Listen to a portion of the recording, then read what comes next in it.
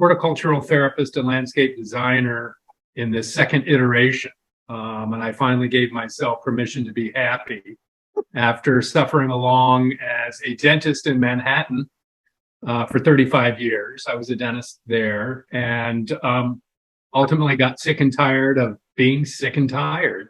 And through the experience of gardening, which began for me as a 10-year-old in my father's backyard, and my father used to really work us hard. I ran away from home a couple of times, actually, because my dad worked our butts off so hard. And he swore that when I moved to New York City, it was so that I'd never have to garden again, because nobody gardens in Manhattan, or very few people do. But the long story longer is that ultimately, I, like many dentists, fell into a state of depression and had a long and hard road with it, and had very little pharmacologic benefit. And so the one thing that made me feel better, and it was consistent and never failed, was getting my hands dirty. And back into the garden as a 10-year-old I went, now 45 years later. And I got so hooked on it that I decided to change my life. And so left New York, sold my practice, and went to school for 5 years to study horticultural therapy, and picked up landscape design along the way.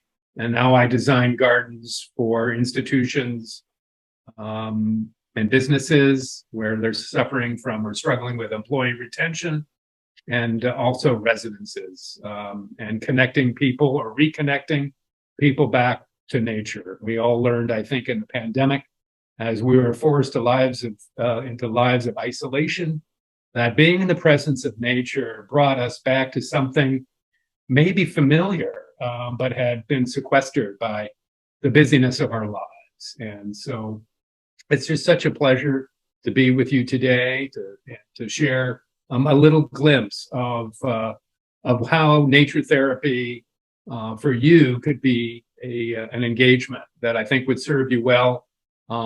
If we're not, it hasn't been so long that we remembered the stresses of being a student.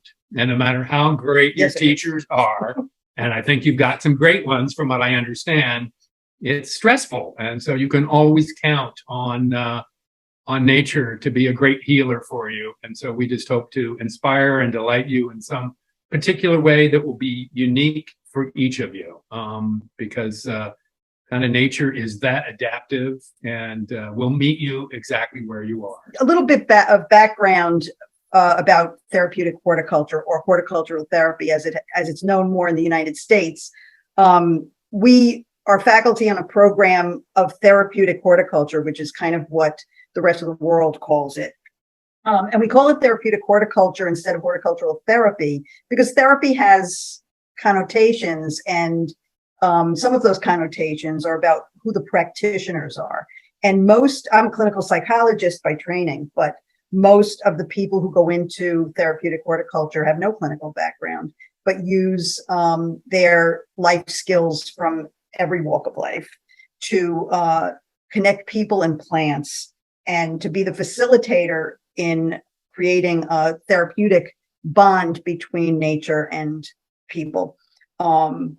You certainly don't need a horticultural therapist for that, but there are certain service communities where it really is helpful to have somebody who is trained in how to work with plants in a setting that makes that work, quotes, therapeutic. The field was kind of started by some observations by clinicians in a hospital. And that was, I think it was gallbladder patients. This is decades ago.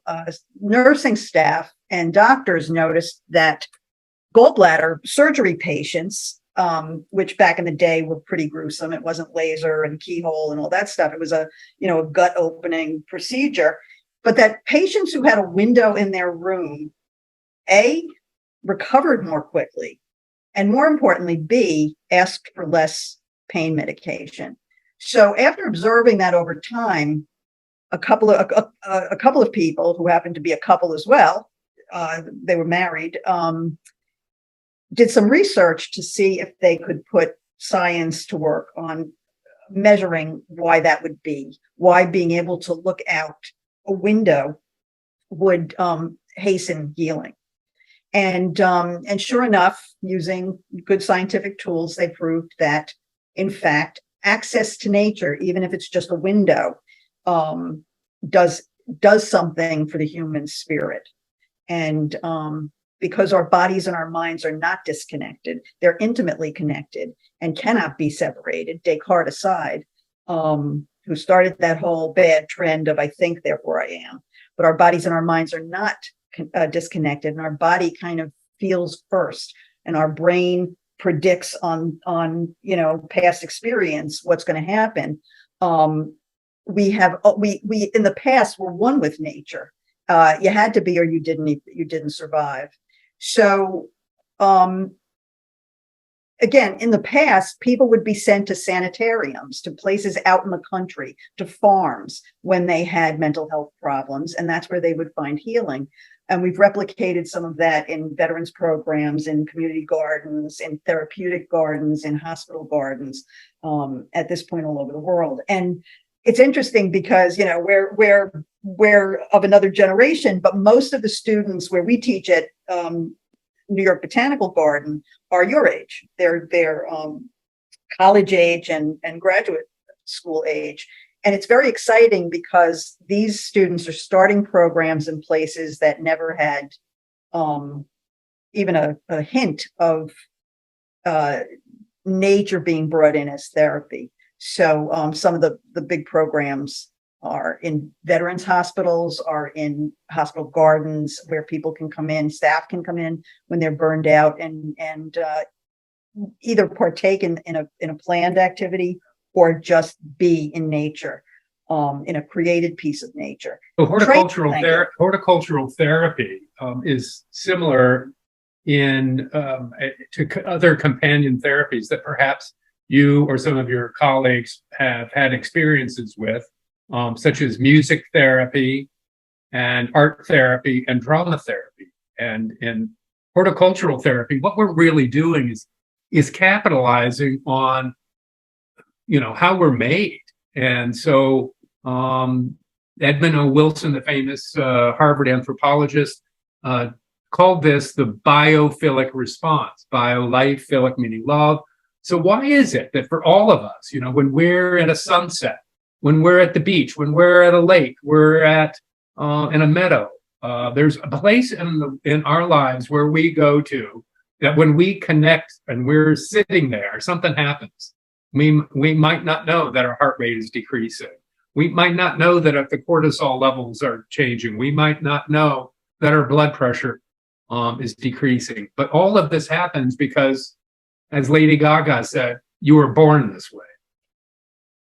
And I just read an article in the magazine, the professional magazine for the American Psych Association, and they were talking about how birdsong produces, if you just listening to birdsong produces calmer brain waves. So you can, if you're measuring brain waves and you're listening to birdsong, you see the waves quiet, you see the storm get softer. And there's been lots of research that shows that there are a lot of benefits to being out in nature. Trey mentioned some of them: lower blood pressure.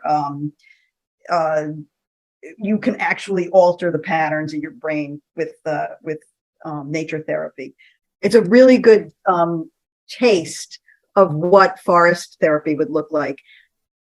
I think that probably the heart of all therapeutic horticulture is to bring you back to the present moment. You're barraged with everything that's wrong with the world, climate change and war and student debt, and are you going to get a job, and are you going to ever move out of your parents' basement, and all of the challenges that come from living in this world during these times. But in this present moment, everything is fine. Everything is fine. And so for our clients, what we're doing when we're connecting them to either nature or to a plant or to a plot in the garden is to continuously bring them back to this moment now, which is really all that exists.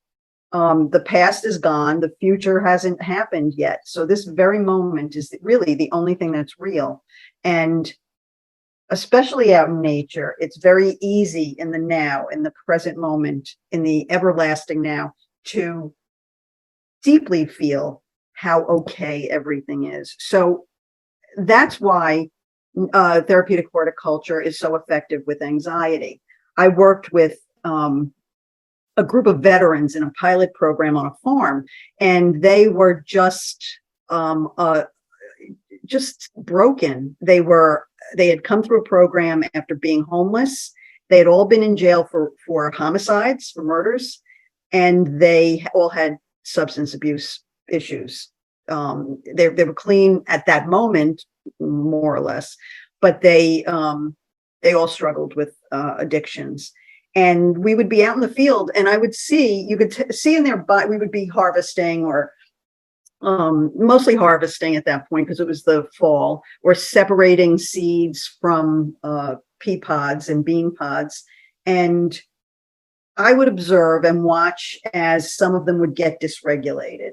There was one gentleman whose trauma happened in bright sunlight, and he couldn't go out into the light of day.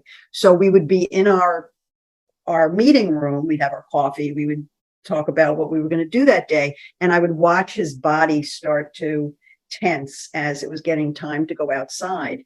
So we would work a little bit with his anxiety, but he was extremely brave. He'd go outside, and he could tolerate it for periods of time as the program went on, longer and longer periods of time.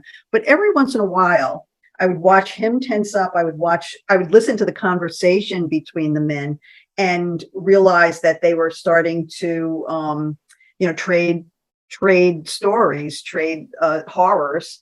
And all of a sudden, the connection to their task, to being out in nature on this beautiful farm with this abundance and this place that's teeming with life, and they're talking about darkness and death. And I would just kind of interrupt it and say to them, "Hey, let's all stand up. Look at that view over there." And there, it would be hills and the sunset and stuff like that. And just breaking out of that way, of that kind of loop that they would get into of dark thinking, which is very understandable. It's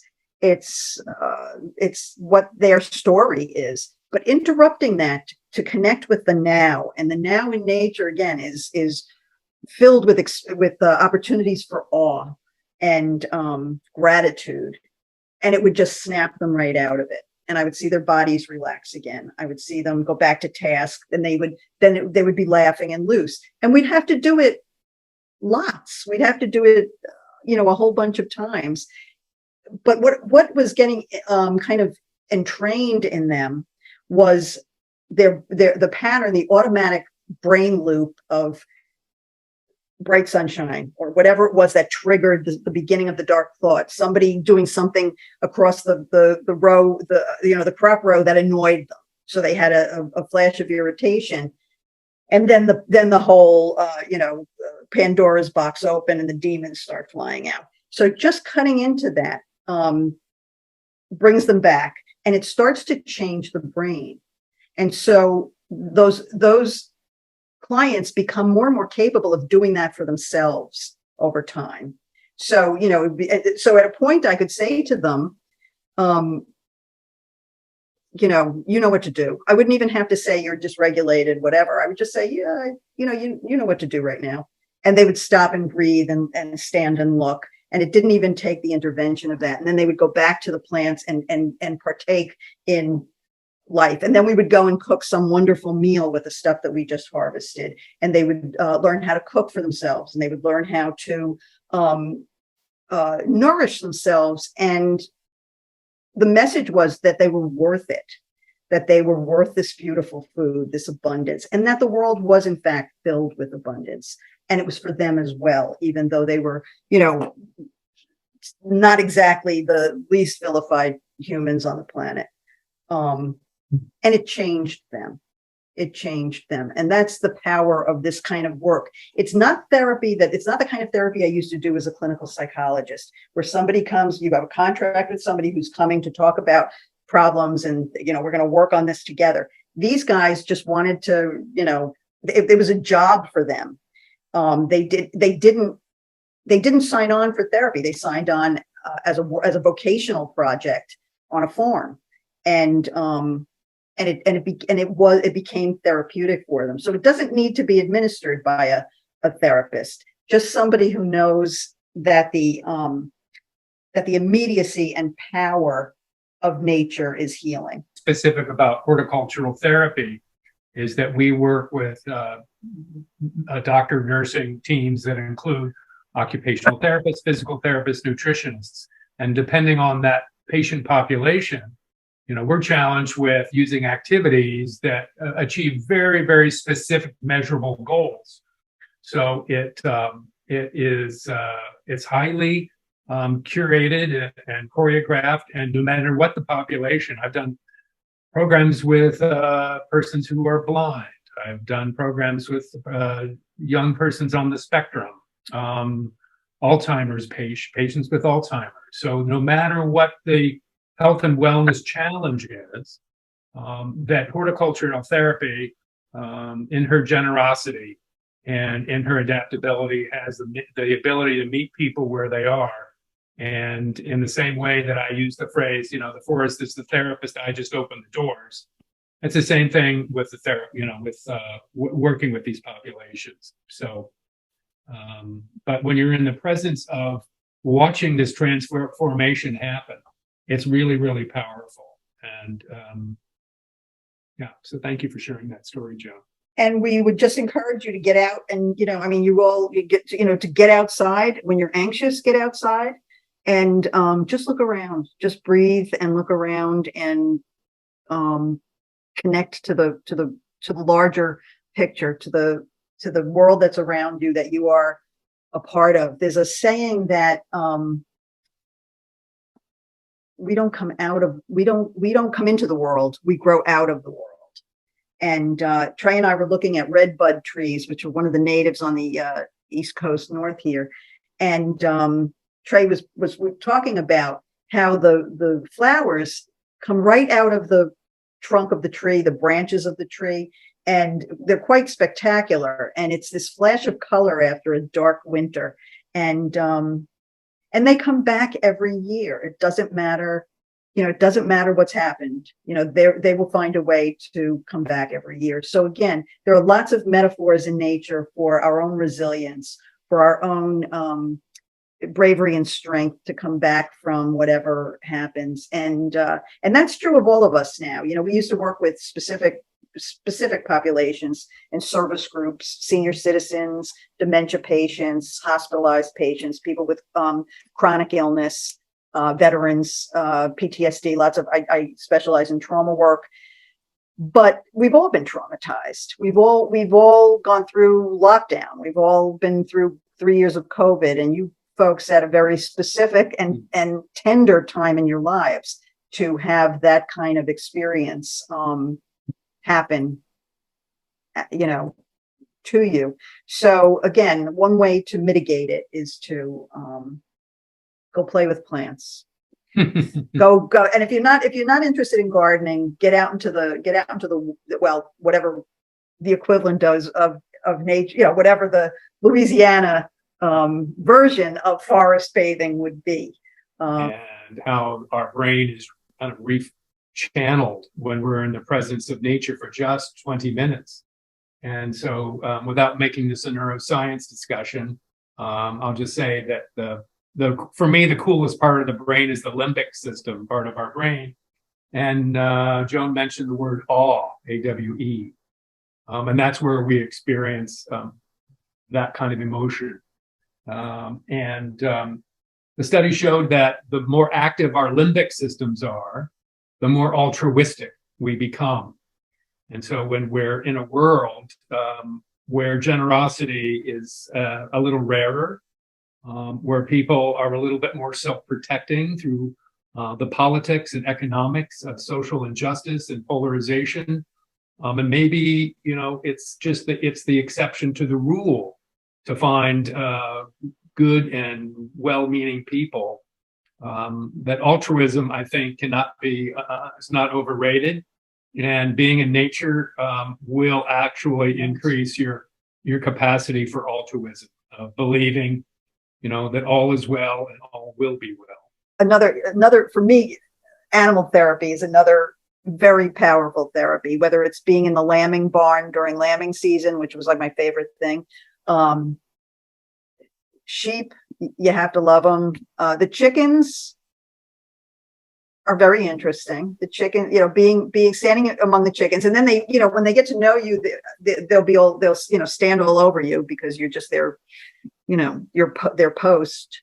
And they have personalities and like a whole social hierarchy. And I think that's the other, working on the farm, and Trey and I were talking about this morning, about how sentient all of life is, including plants. They've actually hooked up microphones to plants and heard their sounds when they're deprived water. And I was telling him that they've that wonderful newly mowed grass smell that we all love is actually a hormonal cry of pain from grass. Grass was never meant to be mowed. It was meant to be chewed. So that wonderful smell that we all enjoy, I'm ruining it for you, you're welcome, is actually like, the grass screaming. So that's the other thing. It kind of puts us in perspective when you think about, when you watch birds, or and I have a Carolina wren building a nest on my back deck, and in my planting pot, which will have, shrubbery there at some point, but I won't disturb her. It's this pair. And the fact that they would come close to the house, that they would come close to, they know I'm watching them, is such a gift. It's such a powerful thing. And they're used to being around people. So they are like that, and persistent and building this beautiful nest. But if you watch nature, anything out in nature, or you spend time with animals, you realize that they're as intelligent as we are, that that they have a language, it's not our kind of language, but that they have a way to communicate. I'm sure Dr. Polzova has talked to you a lot about the life under the soil. That's another whole class, but the sentience of life, any place, when you say what's the favorite place, any place where that just kind of comes home to me. And for me, it's often about being around animals and being around animals. And speaking of, plants and animals, one of the things I read, and I commend to your attention if you haven't read the book, Braiding Sweetgrass. I highly recommend it. She's a Native American PhD botanist, and she tells great stories. But one of the things that she points out is that the Native American people's language never objectified nature. Nature was not it. We never called a plant an it. And that they actually use language that subjectify it to create kind of equanimity with the natural world. And so I've caught myself saying it, and I don't do that anymore. He, she, they, that's, when I look at a tree, it's not an it anymore for me. Speaking of trees, there was just a research paper published that said that if you find your tree, that the act of finding and visiting your tree actually improves mental health. Find a tree that just speaks to you, that you love. It's so interesting to read it, because I grew up in a city that we didn't have trees. But I had a friend who had a state park at the end of her street in South Jersey. And she had a sassafras tree that she visited regularly. That was her mother tree. And we all have branches from that tree, and she died of dementia, but right to the end of, before she really had to be in memory care, bringing her to that tree would give her solace and would be a respite. And she would remember that tree. That tree was in her. But so to see it codified into a study about people tree relationships and visiting your tree, visiting her or him through all seasons teaches us a lot about resilience and bravery and weathering life, because and change. There's so much change, and change is not something that humans usually love to embrace, but it's just the circle of life. The wheel is always turning, and I think plants and trees show us that all the time.